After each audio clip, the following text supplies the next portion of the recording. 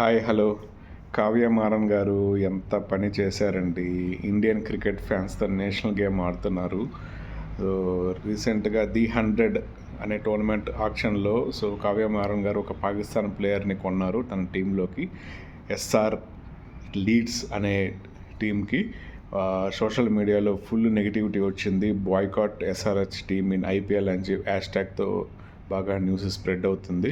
But ఇక్కడ మనం ఆలోచించాల్సింది ఏంటంటే, ఇది మన ఇండియన్ ఫ్రాంచైజీ కాదు. ఈ టోర్నమెంట్ జరిగేది ఇంగ్లాండ్, యూకే ఇక్కడ జరుగుతుంది. సో అక్కడ వాళ్ళకి నేషన్ అభిప్రాయాలు ఏమీ లేవు అండ్ వాళ్ళు స్ట్రిక్ట్గా చెప్పారు. సో ఎనీ నేషన్ ప్లేయర్ని మనం కొనచ్చు ఇక్కడ. So there is no restrictions. And యూకేలో కూడా ముస్లిం పీపుల్ చాలామంది ఉంటారు, అంటే పాకిస్తాన్ పీపుల్. సో మీరు చూసుకుంటే పాపులేషన్ వాళ్ళు కూడా చాలా ఎక్కువ మంది ఉంటారు. సో వాళ్ళకి ఎటువంటి రిస్ట్రిక్షన్స్ లేవు. అండ్ ఇక్కడ మనం ఆలోచించాల్సిందంటే ఇది ఒక కమర్షియల్ బిజినెస్. సో ఎవరైనా ఏ ప్లేయర్ అయినా కొనచ్చు.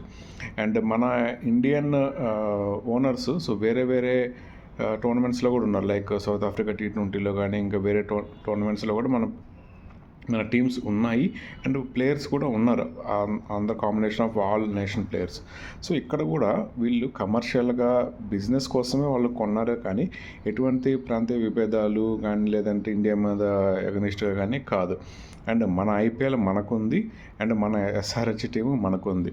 సో ఈ నెగిటివిటీని పక్కన పెట్టండి, పాజిటివ్గా తీసుకోండి. సో ఈ support to SRH in IPL. Thank you.